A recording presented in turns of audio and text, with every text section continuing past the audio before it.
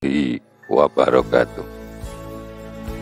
Jumpa kembali bersama Pade TV Malang Official.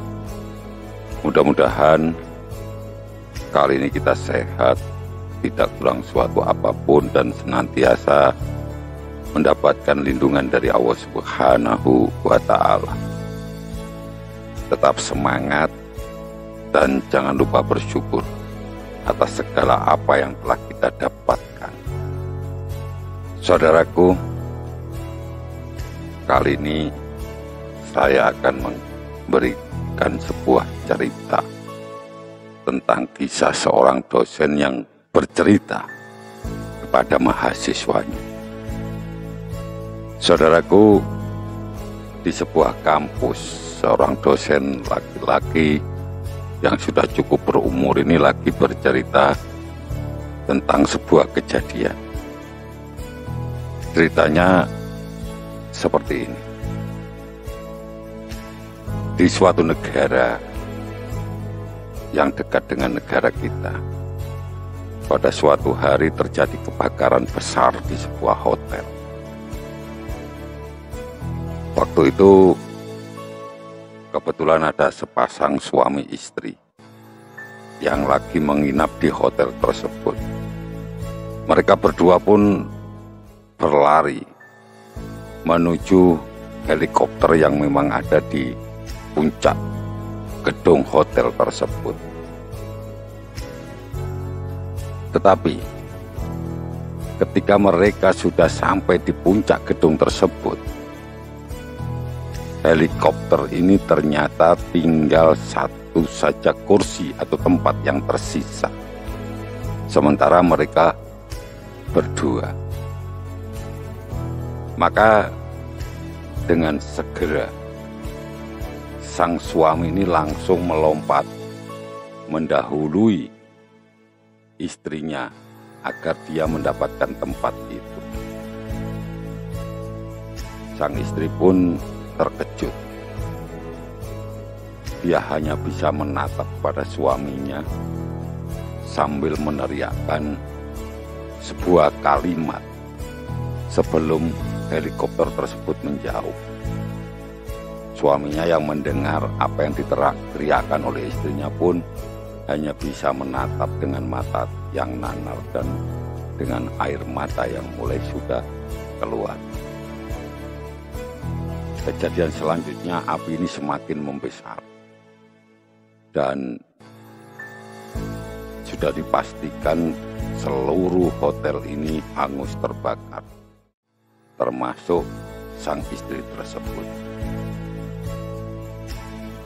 Dosen yang bercerita ini berhenti sejenak, kemudian bertanya kepada para mahasiswa dan mahasiswinya, menurut Anda, apa sebenarnya yang diteriakkan oleh sang istri pada saat kejadian itu? Sebagian besar mahasiswa dan mahasiswi ini menjawab. Ada yang menjawab, kamu jahat. Ada yang menjawab, aku benci kamu. Ada yang menjawab, kurang ajar. Ada yang menjawab, kamu egois. Ada juga yang menjawab, kamu tidak bertanggung jawab. Ada pula yang menjawab, laki-laki, dasar laki-laki nggak tahu diri, nggak punya rasa malu, meninggalkan istrinya di dalam kesulitan. Dan masih banyak lagi jawaban-jawaban dari mahasiswa yang semuanya isinya itu umpatan kepada suami yang meninggalkan istrinya di puncak hotel tersebut. Namun ada satu mahasiswi yang dia itu hanya diam saja dan tidak menjawab sama sekali. Sang dosen pun langsung bertanya pada mahasiswi tersebut, kenapa kamu tidak menjawab? Dan seandainya menjawab, apa jawabanmu? Mahasiswi ini pun menjawab, saya yakin pada waktu itu si istri ini pasti berteriak, tolong jaga anak kita baik-baik. Sang dosen yang bercerita ini terkejut. lantas bertanya pada mahasiswi tersebut, apakah kamu sudah pernah dengar cerita ini sebelumnya? Mahasiswi ini menjawab, belum Pak. Tapi inilah yang dikatakan oleh ibu saya sesaat sebelum beliau wafat, disebabkan oleh sebuah penyakit kronis. Dosen ini pun menatap seluruh kelas, satu persatu wajah mahasiswi dan mahasiswanya ini diperhatikan. Setelah itu beliau menjawab dengan kata yang tegas, jawaban mahasiswi ini benar, tepat sekali. Itulah yang dikatakan oleh si istri ketika helikopter mulai pergi menjauh pada waktu itu. Sang dosen pun melanjutkan ceritanya. Hotel itu kemudian benar-benar terbakar habis. Dan sang suami pun harus kembali ke negaranya dan kembali ke kota kecil. Tentu saja dengan kesedihan yang sangat mendalam. Dia harus merawat anak-anak mereka yang masih TK dan masih balita, serta mengasuh anak-anak mereka sendirian. Dan kisah tragedi tersebut tetap disimpan rapat-rapat oleh sang suami ini dan tidak pernah sama sekali dibahas lagi. Waktu pun berganti dan sudah beberapa tahun kejadian itu terjadi. Anak-anak yang ditinggalkan oleh istrinya tadi sudah menjadi dewasa. Ada yang menjadi pengusaha, ada yang menjadi dokter, dan yang bungsu masih bekerja sambil kuliah. Pada suatu hari, ketika si bungsu ini sedang bersih-bersih kamar ayahnya, si bungsu ini menemukan buku harian yang ditulis oleh ayahnya yang terletak di meja di samping tempat tidur ayahnya. Setelah itu, pelan-pelan anak ini didorong oleh rasa penasaran membaca buku tersebut. Dan dia mendapati sebuah kenyataan bahwa saat orang tuanya berada di hotel pada waktu itu, ternyata mereka sedang berobat ke sebuah rumah sakit yang ada di negara tetangga tersebut. Karena sang ibu ternyata menderita penyakit kanker yang sangat ganas dan sudah sangat parah, sudah menjalar ke seluruh tubuhnya. Dan menurut dokter, tidak lama lagi sang ibu ini pun akan segera meninggal. Karena di saat itulah, di saat darurat itu, ayahnya ini memutuskan mengambil satu-satunya kesempatan untuk bertahan hidup.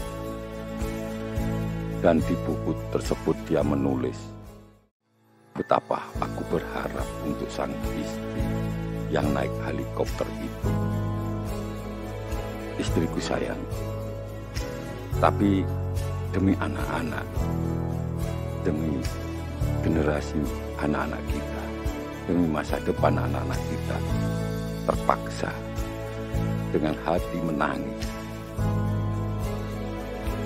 saya membiarkan kamu terbakar sendiri. Si anak bungsu ini pun kemudian menceritakan kepada kedua kakaknya, dan mereka bertiga pada saat itu segera menyusul sang ayah di kampung. Mereka sujud mencium kaki sang ayah bergantian, mengucap syukur atas perjuangan sang ayah yang telah membesarkan mereka semua. sekalipun dengan beban mental yang sangat berat.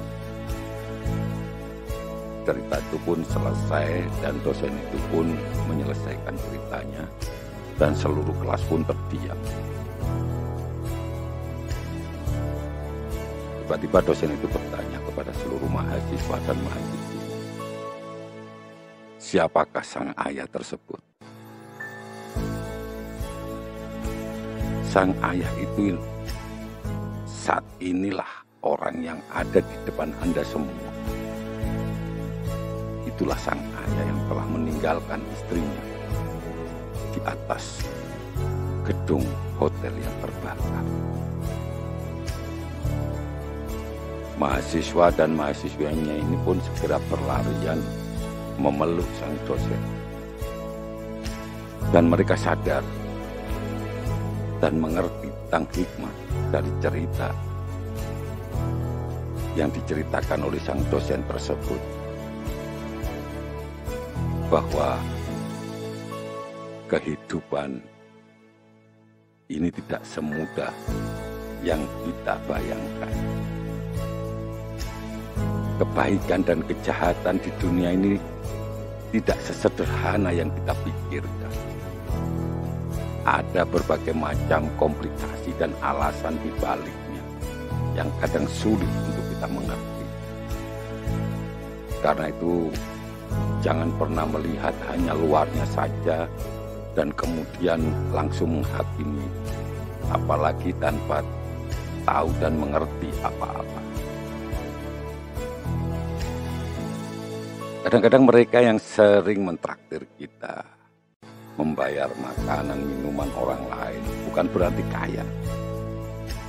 Bisa jadi karena orang-orang tersebut lebih menghargai sebuah hubungan persahabatan, sebuah hubungan persaudaraan dibandingkan dengan uang ataupun materi. Mereka yang bekerja tanpa ada yang menyuruh bukan karena mereka bodoh, tapi karena mereka lebih menghargai konsep tanggung jawab. Mereka yang suka meminta maaf terlebih dahulu, bukan karena bersalah, tapi karena lebih menghargai orang lain. Mereka yang mengulurkan tangan untuk menolong kita bukan karena merasa berhutang, tapi karena menganggap kita adalah sahabat. Mereka yang sering menghubungi kita dan mengajak ngobrol kita, bersilaturahmi dengan kita, bukan karena tidak punya kesibukan, tapi karena kita senantiasa ada di dalam hatinya. Orang-orang yang diam ketika kita memaki-maki, bukan berarti mereka takut, tapi mereka lebih memilih menjaga lisannya dari kata-kata kotor, dari kata-kata kasar yang menyebabkan dosa lisan akan semakin bertambah. Mereka yang kelihatan penakut, mereka yang kelihatannya cuma bisa pasrah, bukan berarti mereka kalah, tapi mereka lebih menghargai kedamaian daripada pertengkaran, daripada peperangan. Untuk itulah saudaraku, jangan pernah kita mengambil kesimpulan-kesimpulan hanya dikarenakan asumsi-asumsi semata. Ketika kita ingin mengambil sebuah kesimpulan, dalami dulu pokok permasalahannya apa, kuncinya di mana. Jangan serta-merta kita menghakimi seseorang, membuat kesimpulan-kesimpulan berdasarkan asumsi kita, seperti asumsi para mahasiswa dan mahasiswi tadi, yang dia sebenarnya tidak tahu apa sejatinya yang dikatakan oleh istri sang dosen tadi. Ternyata ada satu mahasiswi yang memahami, karena kan memang itu yang dikatakan ibunya sebelum dia meninggal. Namun setelah tahu kenyataannya bahwasanya apa yang dikatakan oleh sang istri bukan seperti apa yang dikatakan oleh para mahasiswa tadi. Mereka pun baru sadar bahwa asumsi-asumsi mereka adalah salah. Itu tadi saudaraku, sebuah kisah yang bisa kita ceritakan. Mudah-mudahan hal ini menjadi inspirasi bagi diri saya pribadi dan juga bermanfaat bagi kita semua. Ada kurang lebihnya saya mohon maaf. Wabillahi taufiq wal hidayah. Wassalamualaikum warahmatullahi wabarakatuh.